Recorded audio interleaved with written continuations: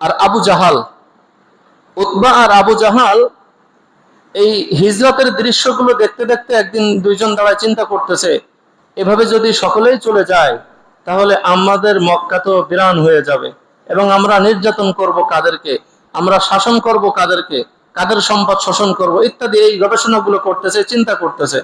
এর মধ্যে উতবা বলতেছে, সমস্ত আনন্দময় ঘরগুলি, সমস্ত আনন্দময় ঘরগুলি, আলোকসজ্জাময় ঘরগুলি, সমস্ত ঘরগুলি একদিন বিরান হয়েই যাবে। উতবা কাফের হলেও কথাটা সত্যই বলছে, সব একদিন বিরান হয়ে যাবে। কিন্তু এভাবে তো বিরান হতে দেওয়া যায় না। আর এই মুহাম্মাদের কারণে, আমাদের ভাতিজার কারণে আমাদের মধ্যে এই ফাটল, আমাদের আত্মীয় স্বজন সব আমাদের ছেড়ে চলে যাচ্ছে, মুসলমান হয়ে যাচ্ছে। এই মুহাম্মাদকে আর বাঁচায় রাখা যাবে না, মুহাম্মাদের বিরুদ্ধে একটা অ্যাকশন নিতেই হবে। এই চিন্তা করে দারুন নাদওয়া, আমাদের যেমন বাংলা পার্লামেন্ট আছে না, সংসদ ভবন আছে না, তো ওই মক্কার যে কুরাইশদের যে সংসদ ছিল এটা ছিল দারুন, এটাকে বলা হতো দারুন নাদওয়া। এখানে বসলো মক্কার লিডাররা, সমস্ত গোত্রের সর্দাররা, লিডাররা বসলো। উতবা, সাইবা, উবাই ইবনে খালফ, আবু জাহাল, এরকম ভাবে মুনাব্বি, এরকম ভাবে প্রায় 12-14 জন আপনার লিডাররা বসলো, প্রত্যেক গোত্রের সর্দাররা বসলো। বসার পর হঠাৎ করে তারা দেখে তাদের দরজায় এক বৃদ্ধ দাঁড়িয়ে আছে। তো আপনারা মিটিং এ বসছেন, এখন যদি দেখেন দরজায় একজন দাঁড়িয়ে আছে, জিজ্ঞাসা করবেন না কে? জিজ্ঞাসা করছে, চাচা আপনি কে? বলে যে আমি অমুক গোত্রের একজন বৃদ্ধ। আসলে কিন্তু ওটা কোনো মানুষ না, ওটা হলো শয়তান। ওটাকে, ওটা মিস্টার ইবলিস, শয়তান। তো বলছে আপনি ভিতরে আসেন। আসছে, কি উদ্দেশ্যে আসছেন? বলে আমি তোমাদের কথাগুলো শুনতে আসছি, এবং আমি যদি প্রয়োজন মনে করি তোমাদেরকে উপদেশ যদি দেওয়া ভালো মনে করি, সেই উপদেশ দেওয়ার জন্য আসছি। তো বৃদ্ধ মানুষদেরকে এমনি মানুষ সম্মান করে, তো বসেন, ঠিক আছে আপনি বসেন। পরামর্শের ভিতরে ওই বুড়াকেও রাখছে, মানে মিস্টার ইবলিসকেও রাখছে। রাখার পর একজন প্রস্তাব করলো যে মুহাম্মদকে বন্দি করা হোক। তো মিস্টার ইবলিস বলে যে না, তোমাদের এই প্রস্তাবটা সুন্দর না। বলে কেন? তোমরা যদি বন্দি করে রাখো তো মুহাম্মাদের সাঙ্গপাঙ্গ যারা আছে, সাহাবী যারা আছে, এরা তো তোমাদের উপর আক্রমণ করে মুহাম্মদকে মুক্ত করে নিয়ে যাবে। বলে তাহলে আরেকজন প্রস্তাব করে মুহাম্মদকে দেশান্তর করা হোক। বলে যে না, মুহাম্মাদের কি বাচন ভঙ্গি তোমরা দেখেছো, কত সুন্দর সাবলীল ভাষায় কথা বলে, কথার মধ্যে কত জাদু দেখেছো।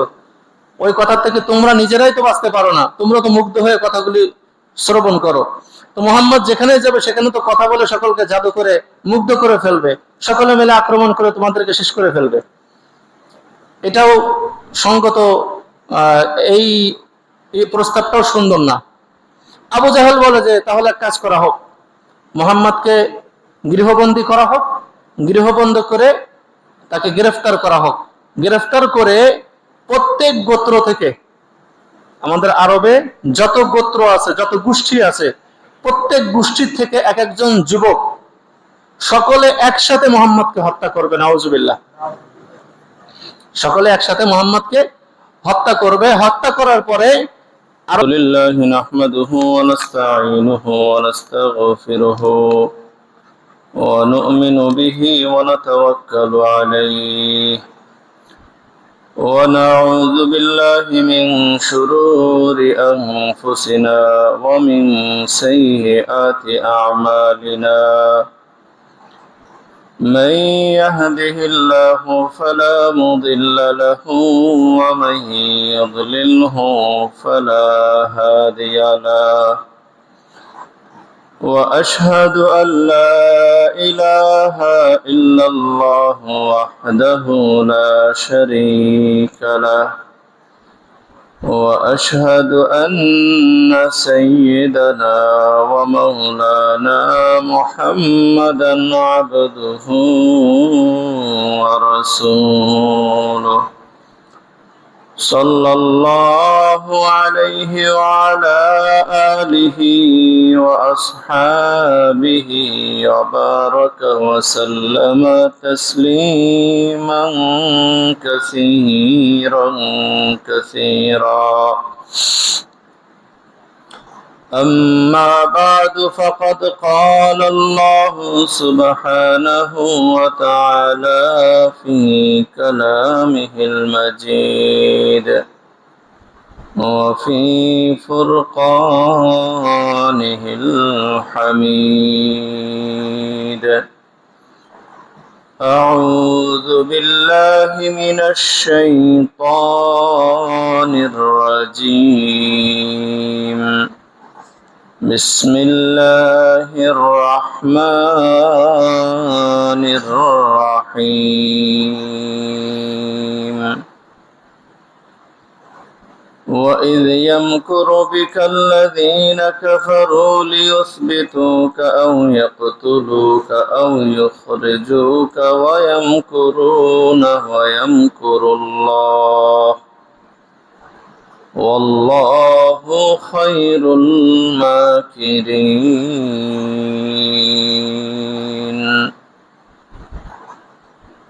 صدق الله مولانا العظيم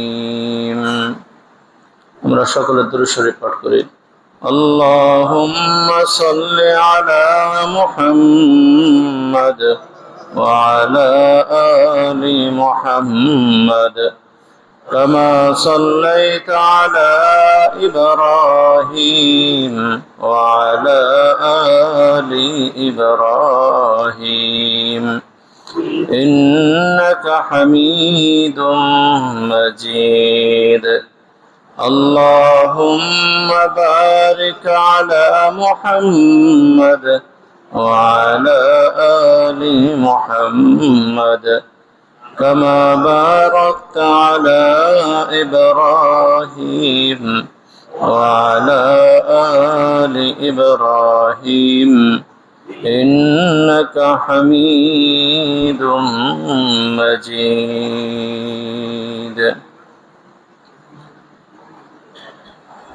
সম্মানিত হাজিরিন, আল্লাহ তাআলার দরবারে শুকরিয়া যে আল্লাহ তাআলা আমাদেরকে জুমার নামাজ আদায়ের উদ্দেশ্যে মসজিদে আসার তৌফিক দান করলেন।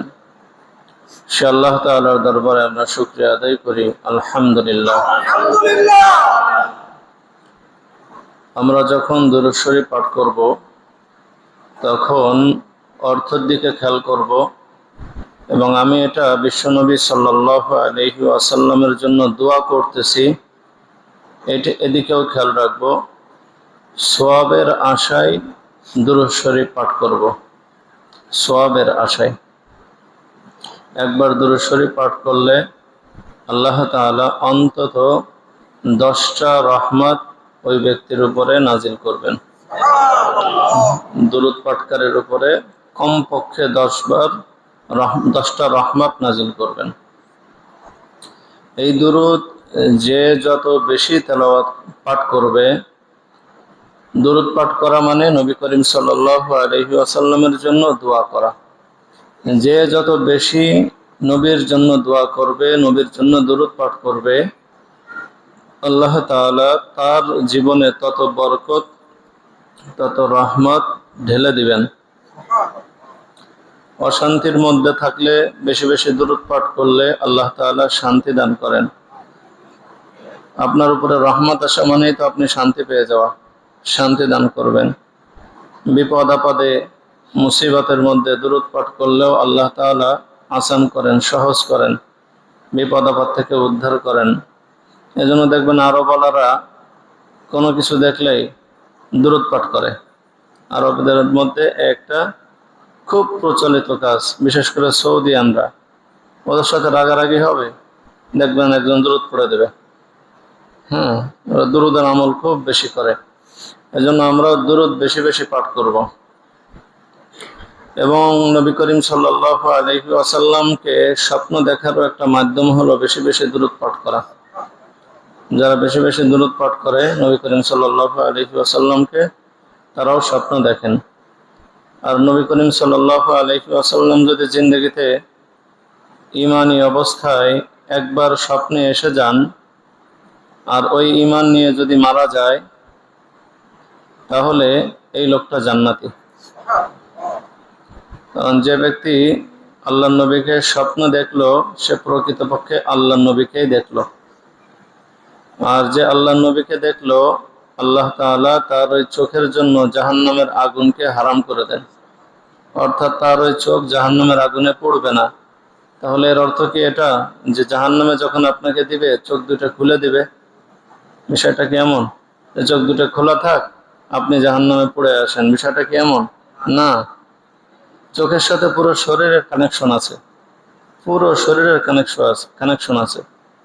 তো এই চোখ জাহান্নামের আগুন থেকে বেঁচে থাকবে মানে আপনিও জাহান্নামের আগুন থেকে বেঁচে থাকবেন। আর আল্লাহ নবীকে স্বপ্ন, আল্লাহ নবী সাল্লাল্লাহু আলাইহি ওয়াসাল্লামকে যে স্বপ্ন দেখলেন তার উদ্দেশ্য তা বুঝবেন কি করে? হাদিসের মধ্যে আসছে যে ব্যক্তি আল্লাহ নবীকে স্বপ্নে দেখলো প্রকৃতপক্ষে আল্লাহ নবীকেই দেখলো। কেন? যে শয়তান আল্লাহ নবীর রূপ বা আকৃতি ধারণ করতে পারে না। এজন্য আমরা বেশি বেশি দুরুদের আমল করব। আর দুরুদের আমল করতে গিয়ে যে দুরুদগুলি হাদিসের মধ্যে আছে এই দুরুদগুলি আমরা বেশি বেশি পাঠ করব। একটা হলো আল্লাহ নবীর শেখায় দেওয়া দুরুদ, আর একটা হলো আপনি বানানো দুরুদ। দুটা কি এক হবে বলেন? হ্যাঁ। এই জন্য হাদিসের পাতায় পাতায় হাদিসের মধ্যে যে দুরুদগুলি পাওয়া যায় এই দুরুদগুলি আমরা পড়বো ইনশাল্লাহ। আল্লাহ তাআলা বলছেন, ইন্নাল্লাহা ওয়া মালাইকাতাহু ইউসাল্লুনা আলান নবী ইয়া আইয়ুহাল্লাযীনা আমানু সাল্লু আলাইহি ওয়া সাল্লিমু তাসলিমা। হে ঈমানদাররা, তোমরা আমার হাবিবের উপরে তোমরা দুরূদ পাঠ করো, সালাম পাঠাও। এগুলি বেশি বেশি আমরা করবো ইনশাল্লাহ। আল্লাহ নবীর রওজায় আমরা প্রতিনিয়ত ইসালে সওয়াব করবো ইনশাল্লাহ। ইসালে সওয়াব মানে যে অনেক মিষ্টি মিঠাই আয়োজন করতে হবে বিষয়টা এমন না। ইসালে সওয়াব মানে আপনি যে এখন একবার সুবহানাল্লাহ বলে আল্লাহকে বললেন যে আল্লাহ এটা আমার বাবার জন্য কবুল করে দাও, বাস এটা কবুল হয়ে গেলেই হয়েছে। কথাটা কি বুঝতে পারছেন? ইসালে সওয়াব কিন্তু খুবই সহজ জিনিস, খুবই সহজ জিনিস। এটা আহামরি কঠিন কিচ্ছু না। আপনি 100 টাকা দান করলেন, নিয়ত করলেন যে আল্লাহ এটা আমার বাবার জন্য কবুল করে নাও, বাস আপনার বাবা পেয়ে যাবে। এমন না যে হুজুর ভাড়া করতে হবে, হ্যাঁ, তারপরে দোয়া করাইতে হবে, তারপরে হুজুরে হাদিয়া দিতে হবে, এলাকার মানুষের মিষ্টি খাওয়াইতে হবে, বিরিয়ানি খাওয়াইতে হবে, এরপরে সওয়াব পৌঁছাবে, এমন না। আর একটা ভুল আমরা আসলে করে থাকি, কথায় কথা আসলে একটা ভুল আমরা করে থাকি, সেটা হলো আমরা একটা কথা বলে থাকি যে আল্লাহ আমরা যে কোরআন খতম করলাম, এত কিছু দান করলাম, এর সমস্ত সওয়াব বিশ্বনবীর রওজায় পৌঁছাইয়া দাও, এর সমস্ত সওয়াব সমস্ত মুর্দাদের রওজায় কবরে পৌঁছাই দাও, এর সমস্ত সওয়াব আমাদের মুরব্বীদের কবরে পৌঁছাইয়া দাও, এর সমস্ত সওয়াব আমার মরহুম পিতা মাতা দাদা দাদির কবরে পৌঁছে দাও। আসলে এই যে সমস্ত সওয়াব পৌঁছে দাও, কথাটা খেয়াল করে বুঝবেন, প্যাঁচ লাগাবেন না, খেয়াল করে বুঝবেন, প্যাঁচ লাগাবেন না। এই সমস্ত সওয়াব পৌঁছে দাও, এই যে কথাটা, এই স্টাইলে এইভাবে আল্লাহ নবী দোয়া করেন নাই। এইভাবে কোনো আকাবিরদের থেকে দোয়া পাওয়া যায় না। দোয়ার সিস্টেমটা হলো এইভাবে যে আল্লাহ এই যে নেক আমলটা করলাম, এই নেক আমলটা আমার বাবার জন্য কবুল করে নাও। দুই রকম, বুঝতে পারছেন? একটা হলো সওয়াব পৌঁছে দাও, আর একটা হলো এই নেক আমলটা আমার বাবার জন্য কবুল করে নাও। কথার পার্থক্য কি বুঝতে পারছেন? তো সহি পদ্ধতি হলো এটা যে এই যে আমি 100 টাকা দান করলাম, এটা আমার বাবার জন্য কবুল করে নাও। এই যে আমি 2 রাকাত নামাজ পড়লাম, এটা আমার মরহুম আত্মীয় স্বজনদের জন্য কবুল করে নাও। এই যে আমি কোরআন খতম করলাম, এটা আমার মরহুম আত্মীয় স্বজনদের জন্য কবুল করে নাও। এটা হলো মূল নিয়ম। কিন্তু আমরা অতি আবেগে বা অতি উৎসাহে বা না জানার কারণে আমরা বলে ফেলি কি এর সওয়াবগুলি পৌঁছে দাও। আসলে এটা না বলাই ভালো। কথাটা কি বুঝতে পারছেন? সিস্টেম উত্তম পদ্ধতি, আমরা সবসময় তো ভালোটাই চাই, তাই না? তো ভালো যেটা সেটা হলো এটা আমার বাবার জন্য কবুল করে নাও, হ্যাঁ, এটাই হলো ভালো। আর এটার নিয়ম হলো যে আপনি নামাজ পড়লেন বা যে কোনো নেক আমল করলেন, আর করার সময় নিয়ত করলেন বা করার পরে নিয়ত করলেন, দোয়া আল্লাহর কাছে বললেন যে আল্লাহ এটা আমার অমুকের জন্য তুমি কবুল করে নাও, বাস এই হয়ে গেল, এটাই যথেষ্ট। এরপরেও যদি আপনি কখনো আলেমদেরকে দাওয়াত করেন বা সাধারণ মুসল্লিদেরকে বা মানুষদেরকে দাওয়াত করেন, সেটা ভিন্ন বিষয়, সেটা আলাদা বিষয়, সেটারও সুন্নাত তরিকা আছে, ওই সুন্নাত তরিকা আমরা করবো ইনশাল্লাহ। তো যাই হোক, গত সপ্তাহে আলোচনা করতেছিলাম যে মক্কা থেকে মদিনায়, মক্কা থেকে সুদূর মদিনা, এই মদিনায় ইসলাম প্রচার কিভাবে হলো, এর প্রাথমিক আলোচনাগুলি করছিলাম। মোটামুটি সব আলোচনাগুলোই করছি। যে সর্বপ্রথম হজরতে আসাদ ইবনে জুরারা রাদিয়াল্লাহু তাআলা আনহু, তিনি মক্কা থেকে মদিনা এসে ইসলাম গ্রহণ করেন। 6 জনের এক কাফেলা আসে, পরবর্তীতে 12 জনের এক কাফেলা আসে, এর পরবর্তী বছরে 70 থেকে 80 জনের এক কাফেলা আসে, তাই না? এগুলো বলছিলাম। তো এই সময়টা কখন ছিল আসলে? এই সময়টা ছিল তখন যখন আল্লাহ নবী সাল্লাল্লাহু আলাইহি ওয়াসাল্লাম মক্কা থেকে নৈরাশ হয়ে গেছিলেন, যে মক্কার লোকেরা আর ইসলাম গ্রহণ করবে না, নিরাশ হয়ে গেছিলেন। যখন তায়েফে গিয়ে, মক্কা থেকে নিরাশ হয়ে তায়েফে গিয়েছিলেন, তায়েফ থেকে যখন নিরাশ হয়ে ফিরে আসেন, তখন থেকে মূলত এই মদিনার, তায়েফে যান তো 10ম হিজরিতে, 10ম নববী 10ম বছরে, নবুয়তের 10ম বছরে, হিজরি না, নবুয়তের 10ম বছরে যখন শিয়াবে আবি তালেব থেকে মুক্ত হন, এরপরে খাদিজা রাদিয়াল্লাহু তাআলা আনহা মারা যান, ওনার চাচা আবু তালেব মারা যান, যখন মক্কার ভিতরে ওনার সাহায্যকারীগণ মারা যান, তখন মক্কা থেকে নিরাশ হয়ে তায়েফে যান। তায়েফ থেকে যখন নিরাশ হয়ে ফিরে আসেন, তখন আল্লাহ নবী আল্লাহর কাছে দোয়া করতেন, কে আছে আমাকে সাহায্য করবে, আমি আমার রবের কথাগুলি মানুষের কাছে পৌঁছে দিব, আর আল্লাহ বিনিময়ে সাহায্যকারীকে জান্নাত দান করবেন। এই কথাগুলি আল্লাহ নবী সব জায়গায় ঘুরে ঘুরে বলতেন, আর মানুষের কাছে সাহায্য চাইতেন, যে আমাকে আশ্রয় দাও, সাহায্য বলতে আশ্রয় দাও, আমি তোমাদের কাছে থেকে আল্লাহর দ্বীনকে প্রচার করি, এই কথাগুলি বলতেন। এই সময়ে মদিনার ওই সাহাবীরা, মদিনার ওই লোকেরা ধাপে ধাপে পর্যায়ক্রমে এসে এসে ইসলাম গ্রহণ করতে থাকে, এবং তারা মদিনায় গিয়ে ইসলাম প্রচার করতে থাকে। তো মদিনার অনেক লোক, অনেক গোত্র, গত সপ্তাহে বলেছিলাম, অনেক গোত্র মুসলমান হয়ে যান, মুসলমান হয়ে যান। তো মুসলমান হয়ে তারা কি করেছিলেন? আল্লাহ নবী সাল্লাল্লাহু আলাইহি ওয়াসাল্লাম 2 জন শিক্ষক পাঠিয়েছিলেন। একজন হলো হযরতে আব্দুল্লাহ ইবনে উম্মে মাকতুম, আর একজন হলো হযরতে মুসআব ইবনে উমাইর। এই 2 জন শিক্ষক পাঠিয়েছিলেন আল্লাহ নবী সাল্লাল্লাহু আলাইহি ওয়াসাল্লাম।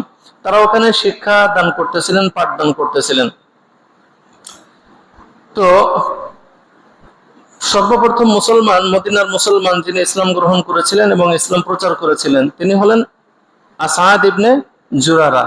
এই আসাদ ইবনে জুরারা, তিনি লক্ষ্য করে দেখেন যে মদিনার ইহুদিরা, খ্রিস্টানরা, এরা সপ্তাহে 2টা দিন, ইহুদিরা একটা দিন আর খ্রিস্টানরা একটা দিন, প্রত্যেকে সপ্তাহের একটা দিনে, সপ্তাহের একদিনে, রবিবার সোমবার, হ্যাঁ, ইহুদিরা একদিন আর খ্রিস্টানরা একদিন, এই 2টা দিনে তারা সকলে একত্রিত হয়, ওই ধর্মের লোকেরা এক জায়গা হয়, এক জায়গা হয়ে তাদের ধর্মের উপাসনা করে, ইবাদত করে। তো আসাদ ইবনে জুরারা রাদিয়াল্লাহু তাআলা আনহু, তিনি চিন্তা করলেন, আমাদের মুসলমানদেরও অন্তত সপ্তাহে একটা দিন এক জায়গা হওয়া উচিত, আমরাও এক জায়গা হয়ে আল্লাহর ইবাদত করব। এটা ওনার মনের ভিতরে একটা প্রয়োজন অনুভব হলো, এবং উনি মনের থেকে এটা চাচ্ছিলেন। তো উনি কি করলেন? উনি জুমার দিন, এই আজকের দিনে, এই জুমার দিনে সকলকে একত্রিত করলেন, এবং একে তো এই দিনটাতে সকলকে একত্রিত করে ইবাদত করলেন, এবং এই দিনের নাম রাখলেন ইয়াউমুল জুমা। তাহলে একটা কাজ ছিল সকলকে একত্রিত করা, করে ইবাদত করা, আর একটা হলো এই দিনটার নাম ইয়াউমুল জুমা নামে নামকরণ করা। কয়টা কাজ করলেন? একটা হলো সবাইকে একত্রিত করে ইবাদত করলেন, আর একটা হলো এই দিনের নাম কি রাখলেন? ইয়াউমুল, বলেন ইয়াউমুল, ইয়াউমুল, বলেন সবাই, বলেন ইয়াউমুল জুমা। মুসলমানের এই নামগুলো তো মুখস্থ থাকা উচিত। ইয়াউমুল জুমা, এটা আরবি নাম। তো এই দিনে একত্রিত করলেন, ইবাদত করলেন। এই দিনটার জাহিলি যুগের নাম ছিল কি? এই দিনটার, এই যে জুমার দিন, এই জুমার দিনের জাহেলি যুগে নাম ছিল কি? জাহেলি যুগে এই দিনের নাম ছিল ইয়াউমুল আরুবা। ইয়াউমুল আরুবা।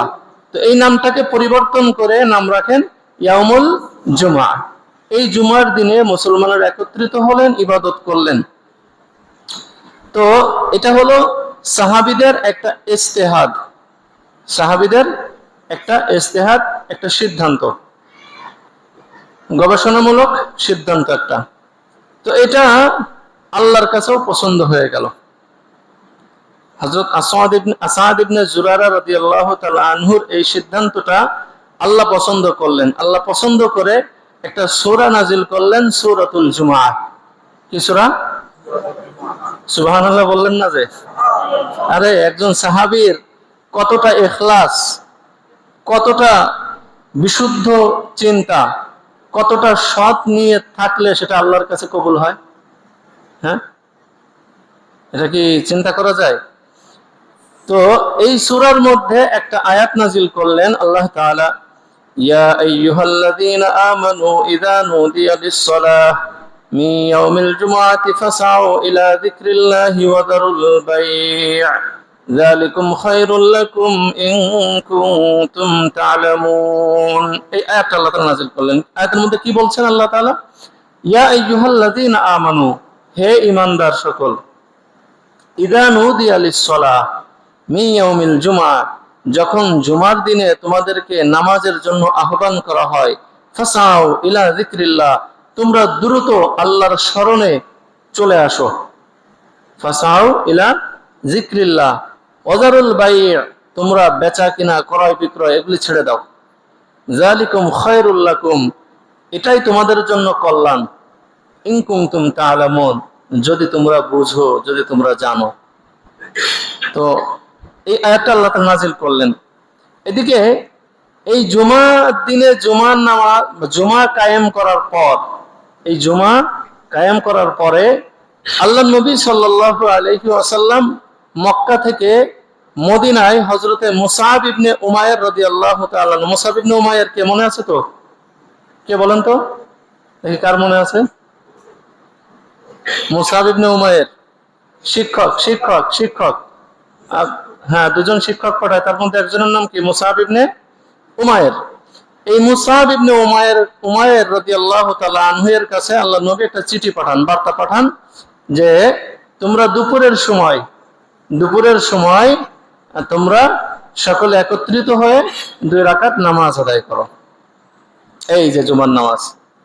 এদিকে প্রথমে সাহাবায়ে কিরাম করলেন, পরবর্তীতে আল্লাহর হুকুম আল্লাহ নবী সাল্লাল্লাহু আলাইহি ওয়াসাল্লাম চিঠির মাধ্যমে মদিনায় পাঠিয়ে দিলেন। আল্লাহর হুকুমটা মদিনায় পাঠিয়ে দিলেন, যাও। তো এইভাবে জুমার দিনে ইবাদত শুরু হয়ে যায়। তো মদিনার মধ্যে সর্বপ্রথম ইসলাম গ্রহণ করেন হযরতে আসাদ ইবনে জুরারা। সর্বপ্রথম জুমা কায়েম করেন কে? আসাদ ইবনে জুরারা। ইসলামের দাওয়াত প্রচার সর্বপ্রথম কে করেন? আসাদ ইবনে জুরারা। এই আসাদ ইবনে জুরারা মদিনার ইসলামের জন্য অনেক বড় ভূমিকা রেখেছেন, আসাদ ইবনে জুরারা। তো এভাবে মদিনায় মুসলমান বৃদ্ধি পেতে থাকে, ইসলামের আমল, ইসলামের দাওয়াত, ইসলামের প্রসিদ্ধি লাভ করতে থাকে, প্রচার হতে থাকে।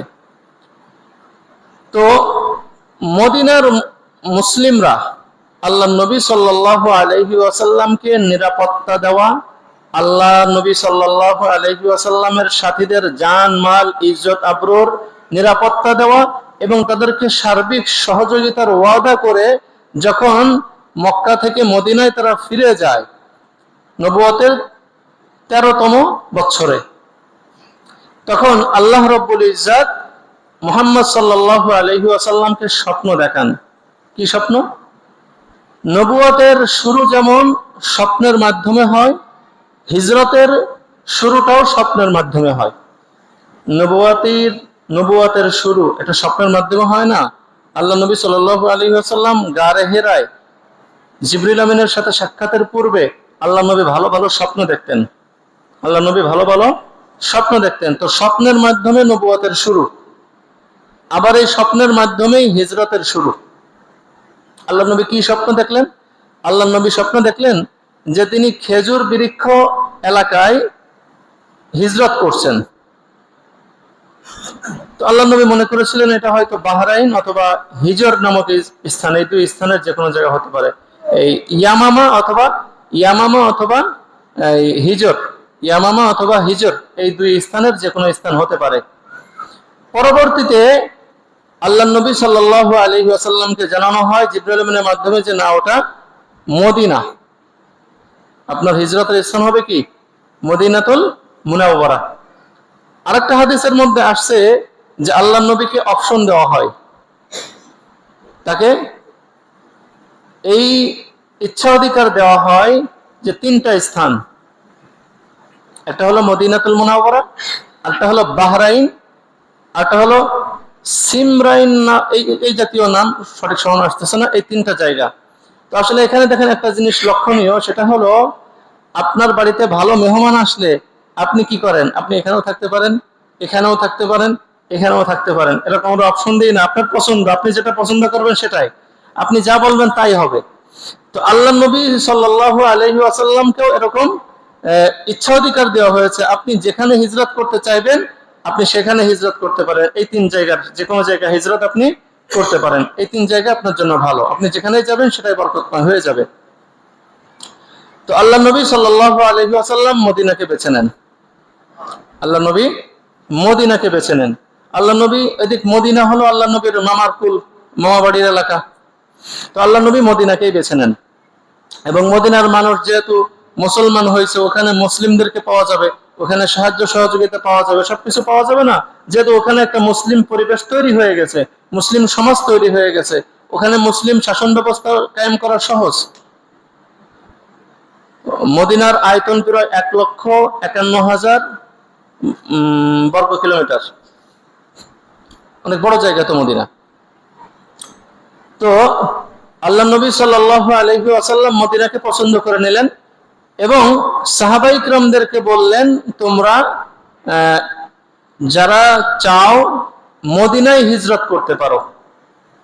তো সর্বপ্রথম আব্দুল্লাহ ইবনে হযরত আবু সালামা রাদিয়াল্লাহু তাআলা আনহু, যিনি আল্লাহ নবী সাল্লাল্লাহু আলাইহি ওয়াসাল্লামের দুধ ভাই ছিলেন, এই আবু সালামা রাদিয়াল্লাহু তাআলা আনহু রাসূলুল্লাহ সাল্লাল্লাহু আলাইহি ওয়াসাল্লামের অনুমতি ক্রমে তার স্ত্রী উম্মে সালামা এবং তার পুত্র, তার সন্তান, এই তিনজনে হিজরত করার ইচ্ছা করলেন এবং তারা সব কিছু গুছিয়ে নিয়ে, হিজরত করাটা কিন্তু তো সহজ ছিল না।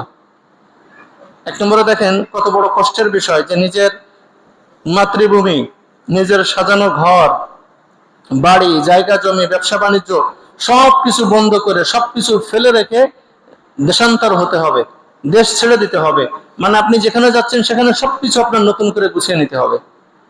এই সিদ্ধান্তটা কি খুব সহজ সিদ্ধান্ত? মোটেই সহজ না, মোটেই সহজ না, মোটেই সহজ না।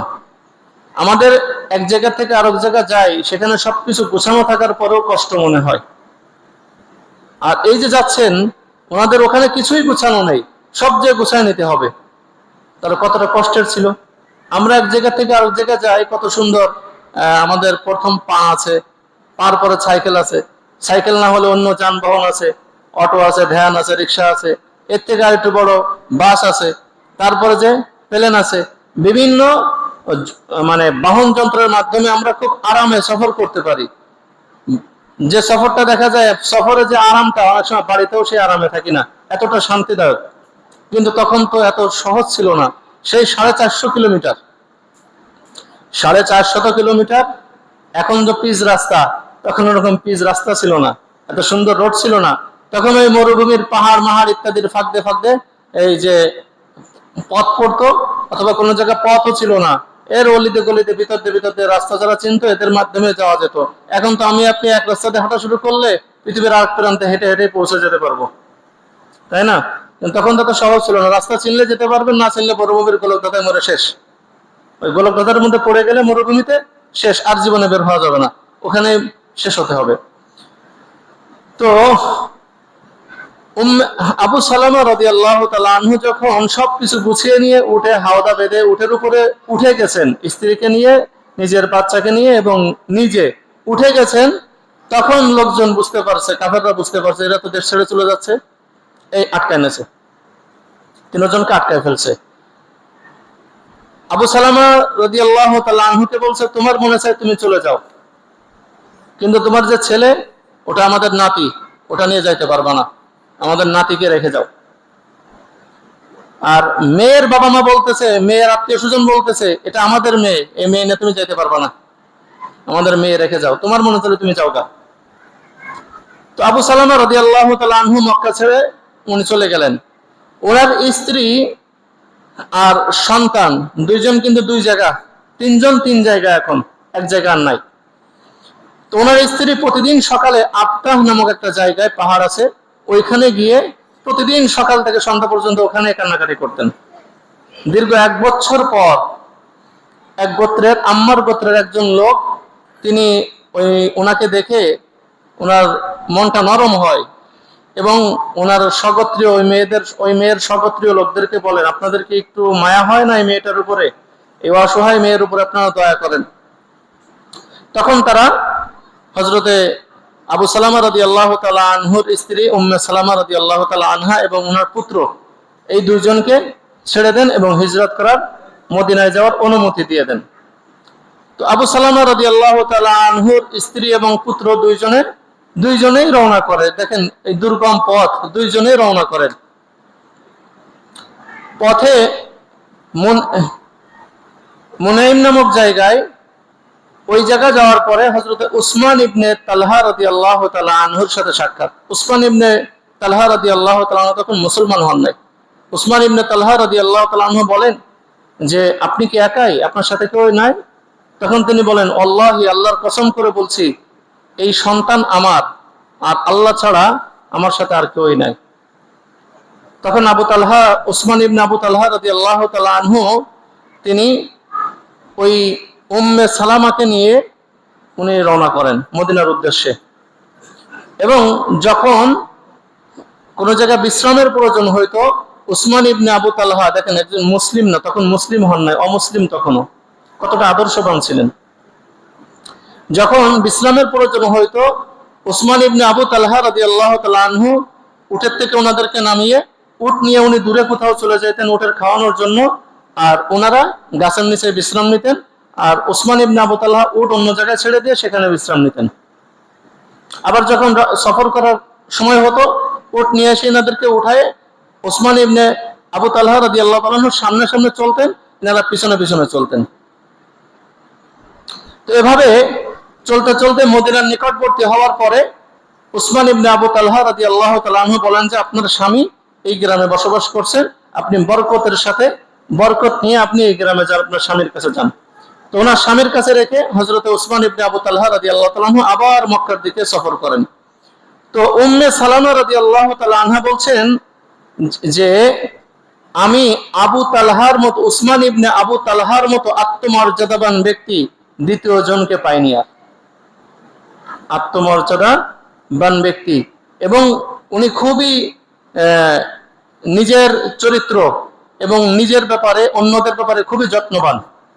কতটা ভালো পাওয়ার পরে কথা বলেন যে, আমি তার মতো ভালো ব্যক্তি আমি আর কাউকে পাইনি। একজন মানুষকে চেনা যায় দুই ভাবে। মানুষকে কয়ভাবে চেনা যায় বলেন তো? দুই ভাবে। এক নম্বরে আপনি লেনদেন করবেন, লেনদেন করলে চরিত্র বোঝা যাবে। আর 2 নম্বরে তার সাথে সফর করলে বোঝা যাবে চরিত্র, আসলে এই ব্যক্তি কেমন। লেনদেনে বোঝা যায় তার লেনদেন কত ভালো। যার লেনদেন ভালো সেই ব্যক্তি তত ভালো, আর যার লেনদেন খারাপ সে তত খারাপ। সফরে মানুষের 24 ঘন্টা সামনে থাকে, সে কি করে কি না করে সব চোখের সামনে ফুটে ওঠে। তো সফরের মাধ্যমে আর লেনদেনের মাধ্যমে মানুষের চরিত্র, মানুষের ভালো মন্দ বোঝা যায়। তো উম্মে সালামা রাদিয়াল্লাহু তাআলা আনহা বলেন যে, উসমান ইবনে আবু তালহা অনেক ভালো ব্যক্তি, তার মতো ভালো ব্যক্তি আমি আর কাউকে পাইনি। পরবর্তীতে হযরত আবু সালামা রাদিয়াল্লাহু তাআলা আনহু মারা যাওয়ার পরে উম্মে সালামা রাদিয়াল্লাহু তাআলা আনহুকে রাসূলুল্লাহ সাল্লাল্লাহু আলাইহি ওয়াসাল্লাম বিবাহ করেন। আমরা অনেকে মনে করি যে দুধ ভাই, আপন ভাইয়ের স্ত্রীকে বিবাহ করা যায় না। না, দুধ ভাই, আপন ভাই, বড় ভাই, ছোট ভাই মারা গেলে বা তালাক দিয়ে দিলে তার স্ত্রীকে, তখন তার স্ত্রী থাকে না, থাকে নাকি? তালাক প্রাপ্ত হলে বা স্বামী মারা গেলে সে আপনার ভাই হোক আপন ভাই হোক আর দুধ ভাই হোক আর চাস্তো ভাই হোক আর মামাতো ফুফাতো খালাতো যে ভাই হোক না কেন, আপনার ভাবিকে আপনি বিবাহ করতে পারবেন, তাতে কোনো সমস্যা নাই। বরঞ্চ অনেক সময় আবার ভালো, এটা অনেক সময় কি কখনো কখনো ভাবিকে বিবাহ করা কি ভালো, কারণ আপনার ভাতিজা অন্য কারো ঘরে যে কষ্ট করলো না, আপনার ভাতিজা ভাতিজা আপনার ভাতিজি এরা আপনার ঘরেই মানুষ হতে পারলো। কখনো কখনো এমনটা করা কি ভাই মারা গেলে বা তালাক দিয়ে দিলে ভালো। তো এভাবে উম্মে আবু সালামা রাদিয়াল্লাহু তাআলা আনহুর হিজরতের পরে একজন, দুইজন, তিনজন, পাঁচজন, 10 জন, 20 জন করে এরকম সাহাবীরা মদিনার উদ্দেশ্যে হিজরত করতে থাকেন। হযরত ওমর রাদিয়াল্লাহু তাআলা আনহু 20 জন সাথে নিয়ে হিজরত করে মদিনায় চলে যায়। শেষমেশ 3 জন, রাসূলুল্লাহ সাল্লাল্লাহু আলাইহি ওয়াসাল্লাম, হযরত আলী রাদিয়াল্লাহু তাআলা আনহু এবং হযরতে আবু বকর রাদিয়াল্লাহু তাআলা আনহু, এই 3 জন, রাসূল একজন, রাসূলের সাথে সহযোগী 2 জন, আলী আর আবু বকর, এই 3 জন মক্কায় থেকে যান। আর বাকি কিছু আশ্রয়হীন মুসলমান আর কিছু মাজলুম বন্দী মুসলমান, ইনারা ব্যতীত সমস্ত মুসলমান মক্কা থেকে মদিনায় হিজরত করে চলে যায়। উতবা আর আবু জাহাল এই হিজরতের দৃশ্যগুলো দেখতে দেখতে একদিন 2 জন দাঁড়ায় চিন্তা করতেছে, এভাবে যদি সকলেই চলে যায় তাহলে আমাদের মক্কা তো বিরান হয়ে যাবে, এবং আমরা নির্যাতন করব কাদেরকে, আমরা শাসন করব কাদেরকে, কাদের সম্পদ শোষণ করব ইত্যাদি, এই গবেষণাগুলো করতেছে, চিন্তা করতেছে। এর মধ্যে উতবা বলতেছে, সমস্ত আনন্দময় ঘরগুলি, আলোকসজ্জাময় ঘরগুলি, সমস্ত ঘরগুলি একদিন বিরান হয়েই যাবে। উতবা কাফের হলেও কথাটা সত্যই বলছে, সব একদিন বিরান হয়ে যাবে। কিন্তু এভাবে তো বিরান হতে দেওয়া যায় না। আর এই মুহাম্মাদের কারণে, আমাদের ভাতিজার কারণে আমাদের মধ্যে এই ফাটল, আমাদের আত্মীয় স্বজন সব আমাদের ছেড়ে চলে যাচ্ছে, মুসলমান হয়ে যাচ্ছে, এই মুহাম্মাদকে আর বাঁচায় রাখা যাবে না, মুহাম্মাদের বিরুদ্ধে একটা অ্যাকশন নিতেই হবে। এই চিন্তা করে দারুন নাদওয়া, আমাদের যখন বাংলা পার্লামেন্ট আছে না, সংসদ ভবন আছে না, তো ওই মক্কার যে কুরাইশদের যে সংসদ ছিল, এটা ছিল দারুন, এটাকে বলা হতো দারুন নাদওয়া। এখানে বসলো মক্কার লিডাররা, সমস্ত গোত্রের সর্দাররা, লিডাররা বসলো, উতবা, সাইবা, উবাই ইবনে খালফ, আবু জাহাল, এরকম ভাবে মুনাব্বি, এরকম ভাবে প্রায় 12-14 জন আপনার লিডাররা বসলো, প্রত্যেক গোত্রের সর্দাররা বসলো। বসার পর হঠাৎ করে তারা দেখে তাদের দরজায় এক বৃদ্ধ দাঁড়িয়ে আছে। তো আপনারা মিটিং এ বসছেন, এখন যদি দেখেন দরজায় একজন দাঁড়িয়ে আছে, জিজ্ঞাসা করবেন না কে? জিজ্ঞাসা করছে, চাচা আপনি কে? বলে যে আমি অমুক গোত্রের একজন বৃদ্ধ। আসলে কিন্তু ওটা কোনো মানুষ না, ওটা হলো শয়তান। ওটাকে ওটা মিস্টার ইবলিস, শয়তান। তো বলছে আপনি ভিতরে আসেন। আসছে, কি উদ্দেশ্যে আসছেন? বলে আমি তোমাদের কথাগুলো শুনতে আসছি, এবং আমি যদি প্রয়োজন মনে করি, তোমাদেরকে উপদেশ যদি দেওয়া ভালো মনে করি, সেই উপদেশ দেওয়ার জন্য আসছি। তো বৃদ্ধ মানুষদেরকে এমনি মানুষ সম্মান করে, তো বসেন, ঠিক আছে আপনি বসেন। পরামর্শের ভিতরে ওই বুড়াকেও রাখছে, মানে মিস্টার ইবলিসকেও রাখছে। রাখার পর একজন প্রস্তাব করলো যে মুহাম্মদকে বন্দী করা হোক। তো মিস্টার ইবলিস বলে যে না, তোমাদের এই প্রস্তাবটা সুন্দর না। বলে কেন? তোমরা যদি বন্দী করে রাখো, তো মুহাম্মাদের সাঙ্গপাঙ্গ যারা আছে, সাহাবী যারা আছে, এরা তো তোমাদের উপর আক্রমণ করে মুহাম্মদকে মুক্ত করে নিয়ে যাবে। বলে তাহলে আরেকজন প্রস্তাব করে মুহাম্মদকে দেশান্তর করা হোক। বলে যে না, মুহাম্মদের কি বাচন ভঙ্গি তোমরা দেখেছো, কত সুন্দর সাবলীল ভাষায় কথা বলে, কথার মধ্যে কত জাদু দেখেছো, ওই কথার থেকে তোমরা নিজেরাই তো বাঁচতে পারো না, তোমরা তো মুগ্ধ হয়ে কথাগুলি শ্রবণ করো। তো মুহাম্মদ যেখানে যাবে সেখানে তো কথা বলে সকলকে জাদু করে মুগ্ধ করে ফেলবে, সকলে মিলে আক্রমণ করে তোমাদেরকে শেষ করে ফেলবে। এটাও সঙ্গত, এই প্রস্তাবটাও সুন্দর না। আবু জাহেল বলে যে তাহলে এক কাজ করা হোক, মুহাম্মদকে গৃহবন্দী করা হোক, গৃহবন্ধ করে তাকে গ্রেফতার করা হোক। গ্রেফতার করে প্রত্যেক গোত্র থেকে, আমাদের আরবে যত গোত্র আছে, যত গোষ্ঠী আছে, প্রত্যেক গোষ্ঠীর থেকে এক একজন যুবক, সকলে একসাথে মুহাম্মদকে হত্যা করবে। নাউজুবিল্লাহ। সকলে একসাথে মুহাম্মদকে হত্যা করবে। হত্যা করার পরে আরব একটা রীতি ছিল, কেউ যদি কাউকে হত্যা করে তার রক্তপণ ছিল, রক্তপণ নির্ধারিত ছিল। এই রক্তপণ সমস্ত গোত্রের লোকে আদায় করবে। তো আর মুহাম্মাদের যে বংশ, এই মুহাম্মাদের বংশ বনু হাশেম, এদের এই শক্তি নাই যে সব গোত্র থেকে আপনার মুক্তিপণ রক্তপণ আদায় করবে, এই শক্তি ওদের একার নাই। তো আমরা সমস্ত গোত্রের থেকে একজন যুবক দিব, এই সব যুবক একসাথে মুহাম্মদকে হত্যা করবে, নাউজুবিল্লাহ। তো তারা যখন এই সিদ্ধান্ত নেয়, আল্লাহ তাআলা মুহাম্মদ সাল্লাল্লাহু আলাইহি ওয়াসাল্লামকে জিবরাইল পাঠান। হ্যাঁ, জিবরাইল যে মুহাম্মদ সাল্লাল্লাহু, মিস্টার ইবলিস বলে যে হ্যাঁ এই প্রস্তাবটা খুব সুন্দর প্রস্তাব। মিস্টার ইবলিস কি বলে? এই প্রস্তাবটা খুব সুন্দর প্রস্তাব। হ্যাঁ, এই প্রস্তাবের উপরে সকলে সিদ্ধান্ত নিয়ে ফেলে, এটাই সিদ্ধান্ত হয়। এদিকে জিবরিল আমিনকে আল্লাহ তাআলা পাঠান, যাও আমার দোস্তকে জানাই দাও। জিবরিল আমিন এসে মুহাম্মদ সাল্লাল্লাহু আলাইহি ওয়াসাল্লামকে জানান, ওয়া ইয ইয়ামকুরু বিকাল্লাযীনা কাফারু লিয়ুসবিতুকা আও ইয়াকতুলুকা আও ইখরিজুকা ওয়া ইয়ামকুরুনা ওয়া ইয়ামকুরুল্লাহ। ও আল্লাহর হাবিব, আপনার ব্যাপারে তারা চক্রান্ত করতেছে, আপনাকে হত্যা করে ফেলবে, আপনাকে দেশান্তর করবে, আপনাকে গৃহবন্দী করবে, আপনাকে এই বন্দী করবে, এরকম চক্রান্ত তারা করতেছে। ওয়ায়ামকুরুনা ওয়ায়ামকুরুল্লাহ, তারা চক্রান্ত করে, আল্লাহ তাআলা কৌশল করতেছেন। আল্লাহু খায়রুল মাকিরিন, আর আল্লাহ তাআলা সর্বোত্তম কৌশলকারী। তো জিবরিল আমিন এই ঘটনা জানিয়ে দিলেন এবং হিজরতের অনুমতি দিয়ে দিলেন। আল্লাহর পক্ষ থেকে হিজরতের অনুমতি দেওয়া হয়েছে, এটা জানিয়ে দিলেন। তো ইনশাআল্লাহ হিজরতের সূচনা সিদ্ধান্ত আল্লাহ নবী সাল্লাল্লাহু আলাইহি ওয়াসাল্লাম নিলেন। এবং কেন নিলেন এই দুইটা বিষয় আমরা জানতে পারলাম। যে মক্কার কাফেররা মুহাম্মদ সাল্লাল্লাহু আলাইহি ওয়াসাল্লামকে হত্যা করতে চেয়েছিলেন এবং মক্কার মধ্যে ইসলাম প্রচারে নিরাশ হয়ে গিয়েছিলেন যে ইসলাম আর প্রচার করা যাচ্ছে না এখানে। তো পরিবেশ নিজের অনুকূলে না থাকার কারণে মুহাম্মদ সাল্লাল্লাহু আলাইহি ওয়াসাল্লাম নিজেও অন্য কোথাও দাওয়াতের চিন্তা করতেছিলেন এবং আল্লাহর আদেশের অপেক্ষায় ছিলেন। তো আল্লাহর আদেশ যখন আসলেন, মুহাম্মদ সাল্লাল্লাহু আলাইহি ওয়াসাল্লাম নিজেও হিজরতের ইচ্ছা করলেন।